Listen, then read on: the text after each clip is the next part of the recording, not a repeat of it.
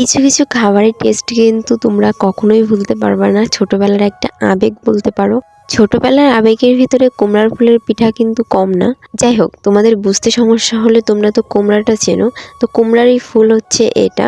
তো এটাকে ফার্স্টে আমি সুন্দর করে মুছে মুছে কেটে নিছি, দেখো এক একটা করে। যদিও আমার কাছে পরিমাণে খুবই কম ছিল, 8টা না 10টা ফুল ছিল আমার কাছে, তাই আমি খুবই অল্প পরিমাণ একটু চালের গুঁড়া নিয়ে নিলাম।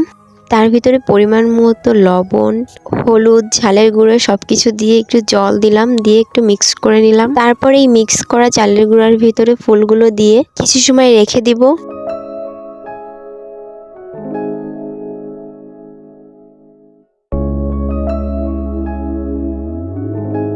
এবার অপেক্ষা করব তেলটা গরম হওয়ার জন্য। এবার আমি এক একটা করে তেলের উপর দিয়ে দিব।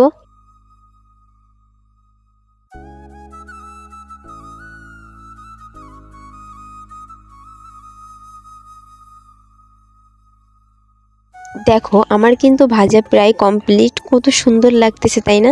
আর তোমরাও কিন্তু এটা বাসায় ট্রাই করতে পারো। এইদিকে আমার কিন্তু সবগুলোই ভাজা কমপ্লিট, দেখো কতটা সুন্দর লাগতেছে দেখতে, অ্যান্ড খেতে তো আরো বেশি মজার।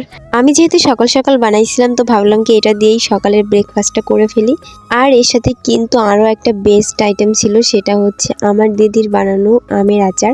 সো এটা দিয়ে তো সকাল সকাল আমি ভালোই খেয়ে নিলাম। তো তোমরা কিন্তু বাড়ি ট্রাই করতে পারো, অ্যান্ড জানাবা কেমন হয়েছিল। টাটা।